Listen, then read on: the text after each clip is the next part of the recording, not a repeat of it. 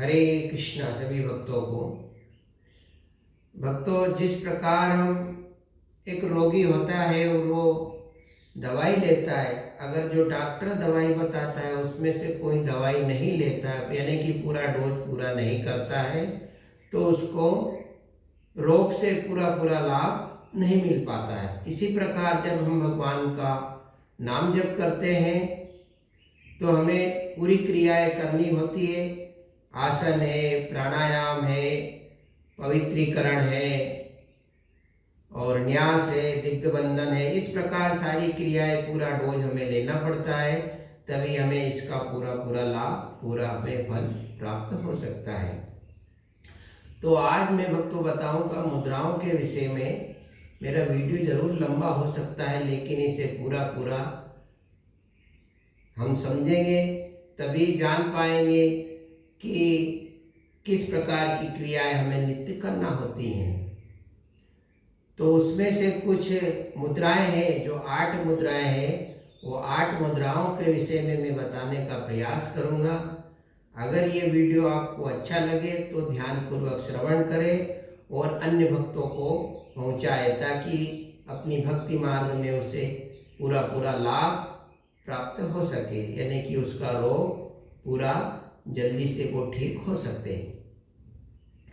तो आइए शुरुआत करते हैं। हम प्रथम मुद्राएं हम बताते हैं सुरभि। सुरभि यानी कि सुरभि जिसे धेनु मुद्रा भी कहा जाता है। तो प्रथम मुद्रा है हमारी ये राइट और लेफ्ट है। राइट की तर्जनी कनिष्ठिका, क्षमा चाहता हूँ, कनिष्ठिका, फिर अनामिका लेफ्ट वाले की, फिर अनामिका और कनिष्ठिका, यानी कि एक से एक उंगली भिन्न होना चाहिए। एक प्रत्येक उंगली भिन्न होकर के उसको हम स्पर्श करते हैं और इस प्रकार उसको हम पकड़ते हैं।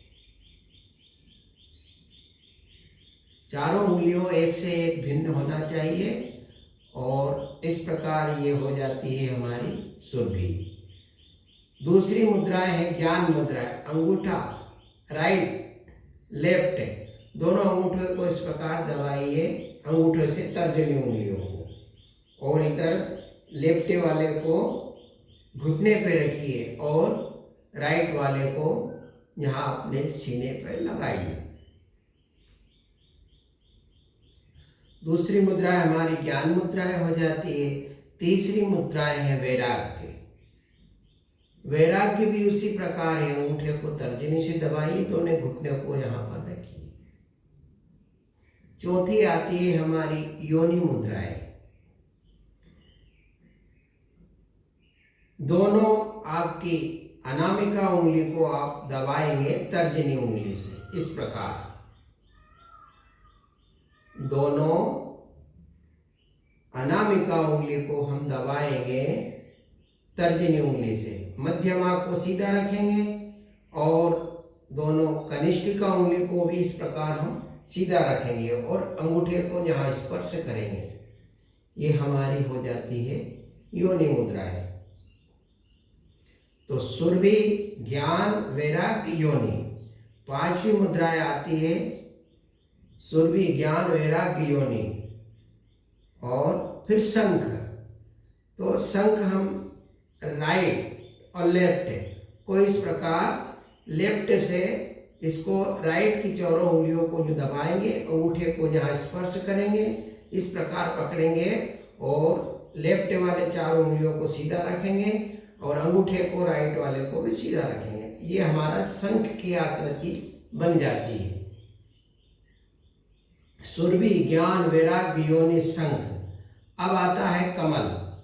इस प्रकार से उंगलियों को करेंगे तो जिससे हमारी कमल मुद्रा हो जाती है। सुरभि, ज्ञान, वैराग्य, योनि, कमल और शंख। इसके बाद आता है लिंग मुद्राएं। तो इस प्रकार हम 4 उंगलियों को एक में एक फंसाएंगे और इस प्रकार एक सीधे राइट वाले अंगूठे को हम सीधा ऊपर की ओर करेंगे, आकाश की ओर करेंगे और लेफ्ट वाले अंगूठे को यहाँ पर दबा के रखेंगे। ये हो जाती है हमारी लिंग मुद्रा। अब अंत में आती है हमारा निर्वाण।